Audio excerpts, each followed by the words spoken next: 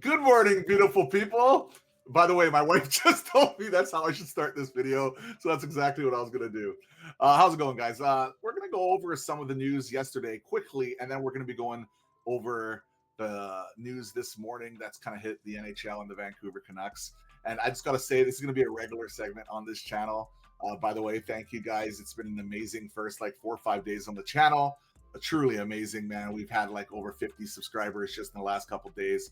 Really, really cool, and I really appreciate it. So let's just get to some of the news yesterday. Now, I'm not going to go over the second day of the draft quite yet. I'm going to be doing a separate video on that.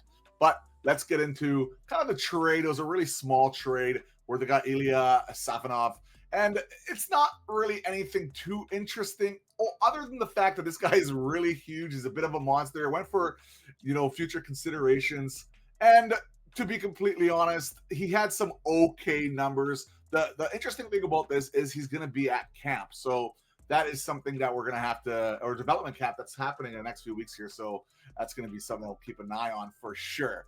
Next up, we had a report here from, what is it? I think it's Chris Johnson there and Pierre LeBrun. Paper moves will be eliminated. If a player is loaned to the AHL, they will have to report every single time, and they'll have to play one AHL game before the NHL club can recall him. So paper transactions, we did so many of them the other season. Same with Carolina. What's interesting about this is because we have Abby so close to us, we actually, in a way, this actually helps the Vancouver Canucks moving forward. So just something small here to talk about. Next up, we have Connor Sheary, who's going to be on waivers to terminate his contract. He had 1 year at $2 million, but couldn't get basically onto the roster because Tampa Bay had cap problems. Interesting choice to potentially join Vancouver. It would come extremely cheap. He's looking to prove himself again. Getting a little bit older in the toe here, but just a name to keep an eye on moving forward. Next up, Elliot Friedman again. Now, this is the big stuff. Something to keep an eye on this week. Toronto and Vegas have been discussing the possibility of a sign-and trade involving Mitch Marner. We knew about that a little bit earlier. Likelihood of it happening, hard to say, but talks have occurred and continue to do so. So that was a little while ago.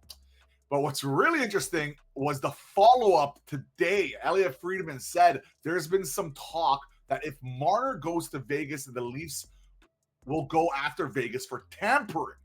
But if they make a deal with Toronto and send a good player or two to Toronto, I'm betting any chance of the Leafs file for tampering goes away. First of all, there's a lot to uncover here. Well, tampering charges right off the bat, pretty significant. Up to a $5 million fine, termination of contracts, draft picks. We've seen that happen. It's big. And even individuals, $1 million fine, suspensions. It's quite a bit. Now, the interesting thing, it's right here. The interesting thing about all this is that with Toronto, I don't know, what is this, extortion or something?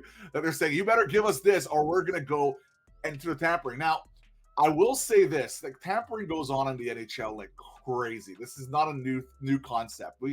Every team tampers. Everybody knows they tamper. Players tamper. Everybody tampers. This is a common knowledge, but you're not supposed to get caught.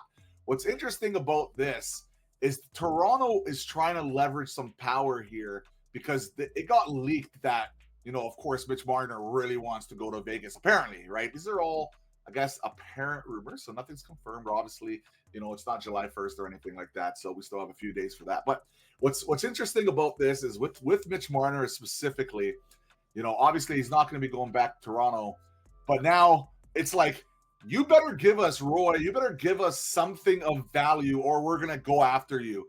All right, guys. So I hope you guys enjoyed the video. Cheers.